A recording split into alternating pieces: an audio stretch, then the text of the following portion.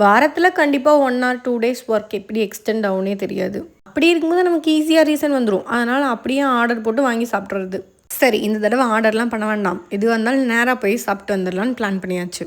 Night 10 மணிக்கு தான் கடைக்கே போனோம். ஃபஸ்ட்டெல்லாம் ஆர்டர் பண்ணும்போது ரொம்ப ஆர்வக்கோளாறில் ஸ்டார்டர்ஸும் சொல்லிடுவோம், மெயின் கோர்ஸும் சொல்லிடுவோம், அதுக்கப்புறம் சாப்பிட முடியாமல் முழிச்சிட்ருப்போம்.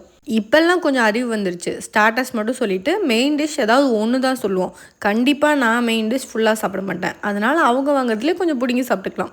எப்போவும் ஒரே மாதிரி தான் சொல்கிறோம். இந்த தான் அதனால் டிஃப்ரெண்ட்டாக சொல்லலான்னு மலபார் ஸ்டைலில் தான் ஆர்டர் பண்ணியிருந்தோம். அந்த சிக்கன்லாம் கோகோனட் ஆயில் போட்டு அரோமாவே வேறு லெவலில் இருந்துச்சு. ஆனால் என்ன, ரொம்ப ஓவர் குக் ஆன மாதிரி ஒரு ஃபீல் இருந்தது. எனக்கு மட்டும்தான் இந்த சோதனையெல்லாம் வருமானு தெரில. புதுசாக ட்ரை பண்ணணுன்னு நினச்சது ஒரு குத்தமா அப்படிங்கிற ஒரு ஃபீல்.